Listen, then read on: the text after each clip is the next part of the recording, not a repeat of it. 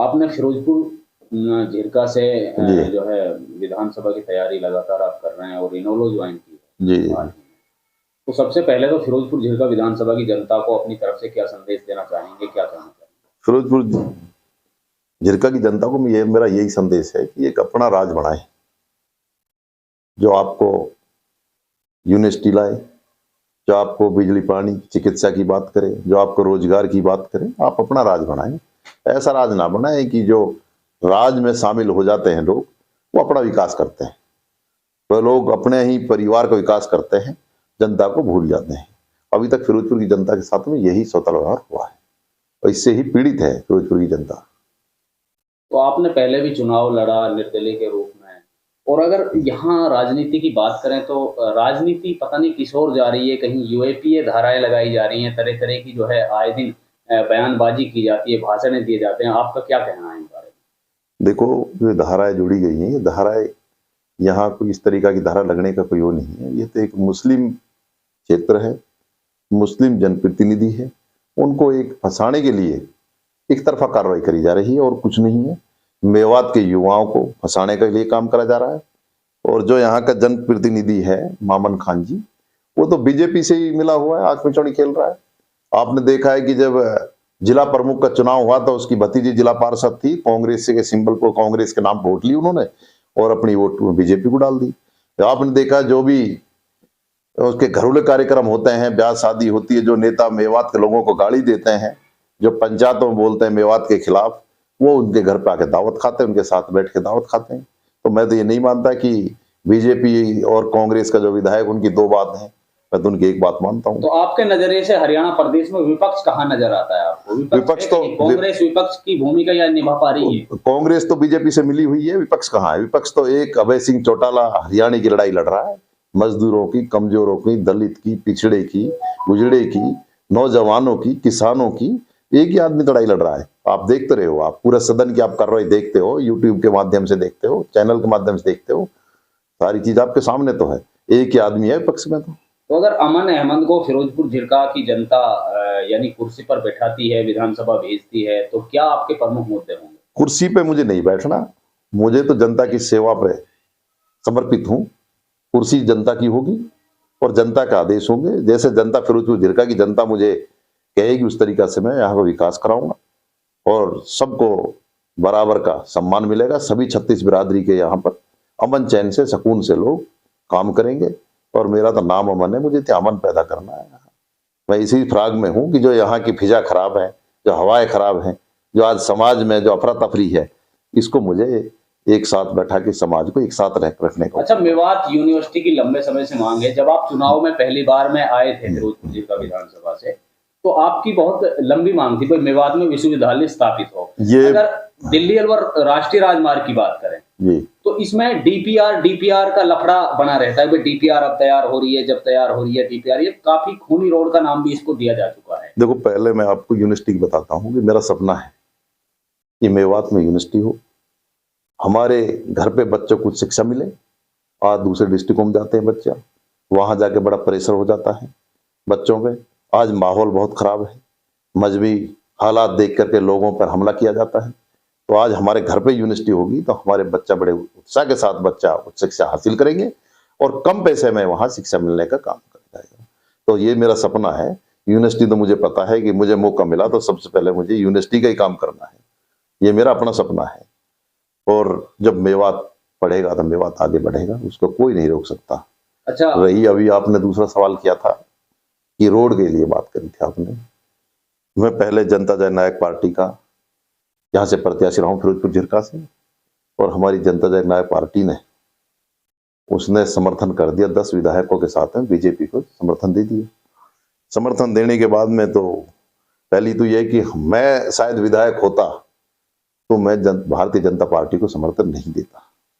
पहली तो बात यह है। पर बदकिस्मती रही इलाके की कि मैं विधायक नहीं बना। जो विधायक बना कांग्रेस से तो बीजेपी के लिए समर्पित हो गया। ठीक है, उन्हें अपना समर्थन दिया, पार्टी ने समर्थन देने के बाद में हमारे मेवात में कोई काम नहीं कर पाई जेजेपी।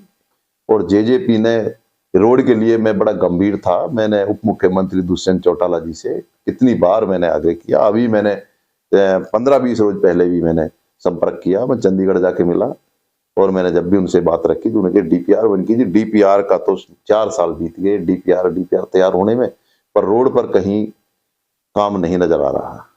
तो ये चुनाव आ गया, अब कहाँ काम चलेगा।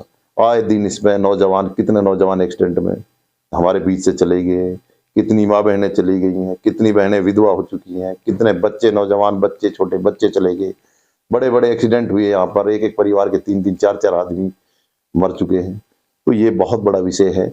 और हरियाणा में इतना बिजी रोड, क्या मंशा है दिल्ली और राष्ट्रीय राजधानी हरियाणा में इतना बिजी रोड शायद कोई और नहीं होगा जितना बिजी रोड ये है। और इस पर सरकार बिल्कुल नजर नहीं बढ़ाने की। मैं तो नहीं मानता कि इसको रोड की बना देगी, अब तक नहीं बना, क्या बनेगा। पार्लियामेंट चुनाव आ गया, उसके बाद विधानसभा है। आपने यूनिवर्सिटी की बात की, अगर जो सरकारी स्कूलों की बात करें जहाँ टीचरों की खासी कमी है, यानी गरीबों के बच्चे कैसे पढ़ेंगे अगर मेवात में टीचर नहीं होंगे। देखो, मेवात के लिए जो आप कह रहे हो, टीचरों की बात कर रहे हो, अभी यहाँ 9 मार्च को मनोहर लाल खट्टर साहब, सीएम साहब यहाँ आ रहे हैं मेवात में। तो मेवात में जो आ रहे हैं तो हमारे कुछ आदमी उसमें लगे पड़े एक स्वागत में। अभी आप कह रहे यूपीए की धारा, तो क्या इसीलिए मनोहर लाल खट्टर आ रहे, इसीलिए स्वागत करेंगे लोग? कोई आपने यूपीए की धारा लगाई है? आपने कितने नौजवान जेल के अंदर हैं। मैं तो उनको नहीं मानता कि वो सामाजिक संगठन है। सामाजिक संगठन होते तो शायद वो इसका खंडन करते और कहते कि सीएम साहब, आप मेवात में आप आके क्या करोगे? आप कितने नौजवानों की आपने जिंदगी से आप खेल रहे हो। आप कितने लोगों को बेघर कर दिया, जिनके मकान तोड़ दिए, जिन्हें आपने दुकानें तोड़ दी हैं, जिनको दंगे से कोई मतलब नहीं था। क्या आपने एक तरफी कार्रवाई करी है कि आपने दोनों समुदाय के खिलाफ कार्रवाई की है? इमाम को मारा गया है गुड़गांव के अंदर, तो वहां किसी का मकान नहीं तोड़ा गया, किसी को पकड़ा नहीं गया, पकड़ा गया तो उनकी जमानत हो गई। और दूसरा ये है कि सोना के अंदर दंगा हुआ, उसमें किसी पे कार्रवाई नहीं हुई, उनके मकान नहीं तोड़े गए। पलवल के अंदर दंगा हुआ, उनका कोई मामला नहीं आया सामने, उन पर कोई मुकदमा लगा, उनका मकान तोड़े गए हों। क्या एक तरफी कार्रवाई है?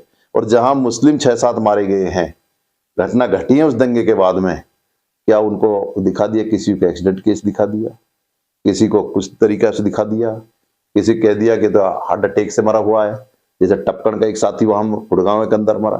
तो ये सारी सरकार की एक सरकार पहले दंगा रोकने का काम करती थी, अब सरकारें दंगा करा रही है। ये समझ में नहीं आ रहा है हो क्या रहा है। तो ये यही हो रहा है कि ये तो आज हमारे जो समाज सेवी के रूप में मैं कहता हूं ना कि भेड़ की खाल में भेड़िया पैदा हो गई। समाज सेवियों को ढोंग करते हैं, समाज सेवी को ढोंग करते हैं, और मेवात के नौजवानों को, मेवात के भाईचारे को, मेवात के बुजुर्गों का सबको धोखा देने का काम कर रहे हैं ये लोग, जो आज इस घड़ी में जो ऐसे आदमियों का स्वागत में खड़े हैं। अच्छा, इनोले और पार्टी के प्रदेश अध्यक्ष हैं नफे सिंह राठी जी जी। आपने पार्टी ज्वाइन की, उसके दूसरे दिन ही उसकी गोलियां मारकर दर्दनाक हत्या कर दी कुछ हथियारों द्वारा। तो इस घटना को आप कैसा मानते हैं? अब आप देखते रहो, आप सुरक्षा पर क्या हो रहा है, कहाँ सुरक्षा है। एक 2 बार का विधायक, एक बड़े दल का एक आदमी, उसका प्रदेश का अध्यक्ष, और उसको दिन में रोककर उसको गोलियों से भून दिया। तो आप सुरक्षा पे देख लो, कहाँ सुरक्षा है। सुरक्षा की बात करते हैं तो कहाँ सुरक्षा है। एक ऐसे अहम आदमी जो को सरकार तो उसने सुरक्षा मांगी तो नहीं दे पाए, और उसको उस टाइम दिन में गोली मारकर वो आराम से अपने घर पे आराम कर रहे हैं। जिन लोगों ने मारा है, ये राजनीतिक हत्या है, ये कोई और हत्या नहीं है। कि मैं तो ये मानता हूं कि इंडियन नेशनल लोकदल का जनाधार बढ़ रहा है, वो पच नहीं रहा है इन लोगों को, इसीलिए ये हुआ है। और बहुत ही साधारण आदमी थे, बड़े अच्छे आदमी थे। मैं तो पार्टी में तब गया हूं, मेरी लास्ट उनसे मुलाकात थी, और जब जा रहे थे गाड़ी, जब भी मेरी उनसे फोन पे बात हुई है, मैं उनसे 1 महीना पहले मुलाकात मेरी कहीं होती है। तो बड़े साधारण आदमी थे, और मैं जब जजपा में ही था तो मुझे 1 घंटा का समय दिया, बैठ के चाय पानी, बड़े सर, फिर मुझे को गाड़ी में बैठाने तक वहां तक आए। बहुत ही अच्छे इंसान, नेक इंसान थे। और फिर ऐसे इंसान को प्रदेश में जीने का हक नहीं है, तो बताओ किस तरीका के लोग जिएंगे, आप ये बताओ। तो आप यानी कि अभी हाल ही में इनोलो में ज्वाइन हुए हैं, पहले यानी कि आपको सही तरीके से अगर पब्लिक का प्यार देखे तो आपकी तरफ बढ़ता जा रहा है, लोगों का रुझान है जो भाई अमन अहमद ने अब सही जगह आ गए हैं। आप इस जगह पर अपने आप को कैसा मानते हैं, अब भी फिर कोई पार्टी बदलो? देखो जी, इंडियन नेशनल लोकदल पार्टी जनता की पार्टी है। इसलिए ताऊ देवीलाल के खून पसीना से पार्टी खड़ी करी गई है। इसमें ताऊ देवीलाल के आशीर्वाद से पार्टी ने देश और प्रदेश में काम किया है। हमारे आदरणीय ओम प्रकाश चौटाला 5 बार के विधायक रहे, वो मुख्यमंत्री रहे, 5 बार मुख्यमंत्री रहे, विधायक तो कई बार रहे वो। उन्होंने घर घर, गांव गांव हर बुजुर्ग का सम्मान बढ़ाया, हर नौजवान को नौकरी देने का काम किया। मैं कहता हूं कि इससे बड़े कोई पार्टी नहीं है। और अभय सिंह चौटाला जी तो हरियाणा में एक ऐसे नेता है पूरे देश के अंदर जिन्हें किसानों के लिए सबसे पहले इस्तीफा दिया, और आज भी जरूरत पड़ेगी तो आज भी किसानों के लिए इस्तीफा देने के लिए तैयार है। और जब उन्हें दोबारा चुनाव लड़ा तो हरियाणा की 5 पार्टियों से पार्टी उसके खिलाफ थी चुनाव मैदान में, और फिर चुनाव जीत के आए और दोबारा जरूरत पड़ी किसानों को फिर देगा। सदन में सबकी बात उठाता है, जब मेवात की बात उठाता है, मेवात के लिए खड़ा है, तो अमन अहमद भी उसके लिए समर्पित है और पूरी मेवात उसके लिए समर्पित है, पूरी मेवात उसके साथ खड़ी है। 36 बिरादरी के लोग अभय सिंह चौटाला की स्पीच को सदन की देखते हैं कि सबकी हक की लड़ाई लड़ रहा है। तो मैं तो उनके लिए, जब मैंने देखा जो हमारे लिए खड़ा है तो हम उसके लिए खड़े हैं। अभय सिंह चौटाला एक मजबूत लीडर है, जो कहते हैं वो करते हैं। पूरा हरियाणा प्रदेश का विश्वास है, नौजवानों की आस है, इसीलिए उम्मीद से लोग बैठे हैं। माँ बहनों की सुरक्षा की उम्मीद है और नौजवानों को रोजगार मिलेगा, हर घर खुशहाल होगा, तरक्की होगा। और बुजुर्ग को 7500 रुपये पेंशन, आज 3000 का पेंशन लेने का काम जो किया है ये ताऊ देवीलाल और चौधरी ओम प्रकाश चौटाला और अभय सिंह चौटाला 7500 रुपये देगा, जोड़ा को 15,000। सरकार सबका विकास, समान विकास की बात करती है। जी जी जी। अगर मेवात की बात करें तो आप कैसा मानते हैं कि मेवात में भी सबका विकास कराया गया है, समान विकास कराया गया है? देखो, आप हर आदमी की आवाज हो आप, और आपके माध्यम से आवाज हर घर तक पहुंचती है, हर व्यक्ति तक आपकी आवाज पहुंचती है। और आपने देखा है कहीं भी एक भी काम ऐसा हो जो मेवात में विकास का कोई काम इनके बीजेपी का नाम का हो तो आप मुझे बताएं कि काम कराया है। जो इनके साथ लग रहे हैं, ये इनको शर्म नहीं आती है क्या? ये नहीं बोल पाते कि ये क्या मेवात की लंदेखी हो रही है, इसलिए चिपके बैठे हैं? ये सिर्फ अपना निजी स्वार्थ है। ये जनता की लड़ाई लड़ते तो शायद बीजेपी के साथ नहीं खड़े होते, और खड़े होते तो बीजेपी जो या तो काम करती या बीजेपी से बाहर होते। आज ये सिर्फ अपना परिवार का, अपना विकास के लिए चिपके हुए लोग, ये जनता के लिए नहीं बैठे वहां। नहीं, उनका कहना है कि भाई जो कांग्रेस सरकार नहीं कर पाई दशकों से, वो शहीद राजा हसन खां मेवाती का जो है बलिदान दिवस के रूप में छुट्टी घोषित कर दी, या कोई मूर्ति का अनावरण यहाँ किया जाएगा, या उनके नाम से कोई रोड बनाया जाएगा, रोड का नामकरण किया जाएगा, कैसा मानते? देखो जी, बलिदान देने का काम तो हमारा पुराना है। देश की आजादी में मुसलमानों ने का बलिदान, खून बहा है, और बीजेपी ने भी आज मुसलमानों के खून बहा के ही राजनीति कर रही है। मुसलमानों का खून बह रहा है, उसी से मजबूत है, ये कोई अपने काम से मजबूत नहीं है। देश आजाद हुआ है तो हमारे खून से, और बीजेपी जो राज कर रही है हमारा खून बहा के वो भी राजनीति कर रही है, और कुछ नहीं हो रहा है। आपके सामने तो है, आए दिन हर जगह जो मामला बढ़ रहा है, हो रहा है, ये हमारे खून का ही इनको राजनीति है, हमारे खून में ही राजनीति है। आज बगैर हमारे मुसलमान के कब्रिस्तान, शमशान घाट, ईद व दिवाली आप हर भाषण में देखते हो आप, तो क्यों हमारा नाम लिया जाता है, आप बताओ? और ओम प्रकाश चौटाला जी ने तो वो काम किया है, एक बड़ी मिसाल पैदा की है। प्रदेश के अंदर हमारे कब्रिस्तानों की 4 दीवारी कराने का काम ओम प्रकाश चौटाला ने किया है। और ये हमारे जिंदगी के लिए भी काम नहीं कर रहे क्या? सरकार को, भाजपा सरकार को मरो से प्यार है, राजा हसन खां मेवाती से बहुत प्यार हो रहा है, और जो मुसलमान हैं, बाकी जो मारा जा रहा है, जिनके साथ अत्याचार हो रहे हैं, जो नौजवानों पे यूपीए लगाई गई है, क्या ये हटाने के लायक धारा नहीं है? किस पे लगाई जाती है यूपीए? एक आतंकवादियों पे, एक देशद्रोही पे। ये क्या इस तरीका का माहौल था यहाँ? एक कहीं ऐसी बात नहीं है, सिर्फ एक ही समुदाय को टारगेट करने का काम है, और इसको जितना भी करेंगे, परेशान करेंगे, इतना ही हम फूलेंगे फलेंगे। अपनी राजनीति, उसकी राजनीति कर रहे हैं, ये हमारे भले के लिए कभी काम नहीं कर सकते भाजपा। और जो ये बोल रहे हैं हमारे समाज सेवी, ये समाज सेवी नहीं है। फिर कह रहा हूं आपसे, भेड़ की खाल में भेड़िया पैदा हो गए और ये समाज को दूसरी दिशा में लेके जा रहे हैं। कुछ आदमी संगठन में हैं, कहते हैं कि हम तो समाज सेवी हैं, समाज सेवी संगठन में बैठे हैं और बीजेपी पार्टी के लिए काम कर रहे हैं, खुले घूम रहे हैं, खुले मंचों पर जा रहे हैं, खुले आ रहे हैं, कैसे बताओ? अच्छा, आपने एक भाषण दिया था पार्टी ज्वाइन करते ही, जी जी जी, कि भाई 9 तारीख को तो मनोहरलाल खट्टर बड़कली आ रहे हैं, तो 10 तारीख मेरी है जी। तो यानी कि क्या प्रति भावना थी उस भाषण के पीछे? देखो जी, संवेदना थी आपकी? पहले मैंने बड़कली चौक पे एक बड़ी जनसभा करी थी, और उसमें दफा 41 लगाई थी, जिसमें आदरणीय शकील अहमद साहब कांग्रेस के लीडर आए थे, जिसमें सीएलपी लीडर किरण चौधरी आई थी, प्रदेश अध्यक्ष अशोक तंवर जी आए थे, किरण चौधरी जी आई थी। तो ये जब भी मैंने यहाँ के दफा 41 लगाई थी, जब भी मैंने यहाँ पर बड़कली चौक पर, और यहाँ बहुत बड़ा एक धरना था, उस धरना पे मेरे हिसाब से 5-6 हजार आदमियों का धरना था, और दफा 41 लगने के बाद भी हुआ था वो। तो मैं कहता हूँ कि बड़कली पर बड़कली ही बड़ा नाम है, और ये मेवात की राजनीति कहते हैं, इसके राजधानी कहते हैं मेवात की, और यहाँ से मेवात की राजनीति शुरू होती है। तो मैं कहता हूँ 9 तारीख को उनकी है, पहले हमारी 2 मार्च थी, हमें पता लगा कि उनकी 9 मार्च है, तो हमने अपनी 10 मार्च रखी है, और 10 को हमारी बड़ी रैली होगी। पर अभी हमें कुछ ऐसा हो रहा है कि हमारे अभी बहुत ही पार्टी के आदरणीय हमारे जो उनके साथ में जिनकी हत्या की गई है, राजनीतिक हत्या हुई है, उस पर हम अभी विचार हो रहा है कि हमारी 10 को रैली करेंगे या नहीं कर पाएंगे। उसमें हम लग रहे हैं अभी, हमें पार्टी के जैसे आदेश मिलेगा तो उस तरीका से हम करेंगे, और इनका पूरा काम कर रहा है, सरकारी एजेंसी इस्तेमाल हो कर रही जा रही है रैली के लिए 9 तारीख के लिए।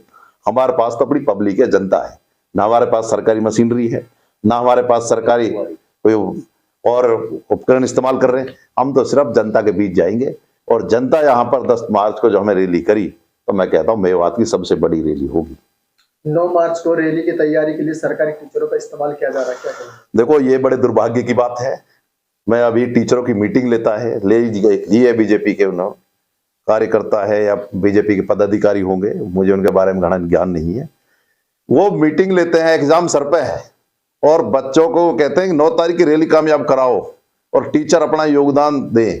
अब ये बताइए आप कि एग्जाम होने जरूरी है कि आपको ये रैली होनी जरूरी है? ये तो बगैर डिग्री के लीडर हैं बीजेपी के पास, तो कोई डिग्री नहीं है। क्या हमारे बच्चों को भी बगैर डिग्री के रखना चाहते हैं क्या? ये तो वहां तक पहुंच गए बगैर डिग्री के। भाई हम तो ये चाहते हैं कि हमारे बच्चे के पास डिग्री हो, डिग्री से काम चलेगा। मैं तो इसका खंडन करता हूँ, ये गलत बात है, बड़े दुर्भाग्यपूर्ण बात है कि जो ये लोग हमारे टीचरों को इस काम में इस्तेमाल करते हैं। आज से पहले कभी टीचर को इस्तेमाल नहीं किया गया इसमें, और ये इन टीचरों को इस्तेमाल करना चाहते हैं। ये इलाके के दुर्भाग्य की बात है। सर, आप इनेलो पार्टी से विधानसभा का चुनाव लड़ेंगे फिरोजपुर जिला से। अगर अल्लाह ताला ने आपको इज्जत दी, आपको विधायक बनाया, तो किस तरीके से आप मेवात की सेवा करेंगे? देखो, ये मेवात के लोगों को पता है, और ये मेवात की 36 बिरादरी जनता जानती है कि ये इस तरीका से सेवा करेंगे कि कभी किसी राजनीतिक दल ने या राजनीतिक आदमी ने सेवा नहीं की। सेवा का अभाव है। आपको पता है कि मैंने करोड़ रुपए लगाकर दर्जन भर गांव पानी पहुंचाया।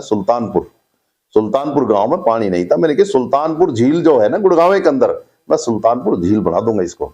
तो उसमें भी हमारे स्थानीय विधायक ने उसको रुकवाने का काम किया। जब मैं वहां करा रहा था, फॉरेस्ट को भेजा, वहां उसको कहने लगे जी ये तो नाले की खुदाई हो रही है, इसमें पेड़ लग रहे हैं। उसमें कोई पेड़ नहीं था, काम रोकने का काम किया। तो मैंने फिर वहां जाकर के डीसी साहब से मैंने मिला, तो मैंने कहा कि मैं इसको 2 in 1 काम करना चाहता हूँ। ये आपासी के लिए है और ये निकासी के लिए है। ये जब बरसात ज्यादा होगी तो ये बंद से पानी निकासी के लिए हम नाले से दूसरे से भेज देते हैं, और जब बरसात नहीं होगी तो इसमें हम लिफ्टिंग से पानी ला करके खेतों की सिंचाई का काम करेंगे। 2 in 1 काम करेगा। तो वो सब प्रशासन को सबको समझ में आया कि बहुत ही अच्छी टेक्निकल योजना है आपकी, कि हम तो हमारे जो टेक्निकल हैं वो हमें नहीं बता पाए जो आपने जो काम करने जा रहे हो। तो बात ये, मैंने उसमें खुदाई कराया और उसमें पानी पहुंचा। खेत में आज देख लो कितनी फसल है, और मेरा सपना है कि हर ब्लॉक के हर खेत तक पानी पहुंचाना, और विधानसभा में हर घर तक पानी पहुंचाने का। अभी जल योजना जो आपने देखा है उसकी कागजों में है, घर पे किसी पे कोई पानी नहीं गया। मैंने हर मीटिंग में, मेरे भाई जिला परिषद के सदस्य हैं, मेरे बड़े भाई यहूदा जी, वो उठाते हैं हर बार इस मामले को कि करोड़ों रुपए का, हजारों करोड़ रुपए खा गए लोग इस नाम पर। बीजेपी तो कहती है कि मेवात की प्यास बुझाने के लिए 263 करोड़ रुपए की पेयजल योजना है, और वहां के गांव में कोई चैम्बर भी बनवाया, वहां पानी की सप्लाई। वहां बच्चे फोटो तो जरूर कराते हैं, इतना मैंने देखा है। पानी तो कहीं नहीं है, बच्चे जाके फोटो जरूर करा टैंक पे जाकर के। ये आप भी जाके देखना, और आप भी एक फोटो लेके छोड़ना वहां से। और आप जो कह रहे दंगे की बात आ रही थी, दंगा मेवात में कोई दंगा नहीं, कोई दंगा मेवात में नहीं है। दंगे की जो बात है, दंगे में सिर्फ मैं का मामला है और कोई मामला नहीं है। मैं से मनोहर लाल खट्टर, मैं पे जी मामन खान, मैं पे जी मोनू मानेसर, मैं पे मेवात, मैं पे मुसलमानों को टारगेट किया। कोई दंगा नहीं, मेवात जनता बिल्कुल खुशहाल है। दंगे को तो बनाया जा रहा है, कहाँ दंगा है। ये तो हर जगह जहां परिवार होते, दो परिवार होते हैं, जो दंगाई बाहर से आए उनके लोग स्वागत करा, जाके सरकार के आदमी स्वागत करते हैं उनको। कहीं वो बाहर से आए तो इस तरह आएंगे कि दामाद बन के आएंगे। सरकार को पूछना था उनसे, भाई क्या बात थी आपकी। हम जाते हैं एक दूसरे के उसमें जाते, किस तरीका की लैंग्वेज इस्तेमाल करते हैं। ये सारा दंगा कराने की प्री प्लान था। और मैं का चक्कर है इसमें, मैं है और कोई चक्कर नहीं है। बात मुसलमान तो टारगेट है, वो भी मैं पे है, मेवात भी मैं पे है। मैं का चक्कर घुमाया और कुछ नहीं है। भाई मेवात तो है और भाई मुसलमान भी है, इनके अंदर मैं हो गई बा, और कुछ नहीं है। लोगों के जो दंगे करने के बाहर से आए हैं, मेवात भी रहेगी, मुसलमान भी रहेंगे, पर मैं वाले मुझे पता नहीं वो रहेंगे कि नहीं रहेंगे। ठीक है भाई।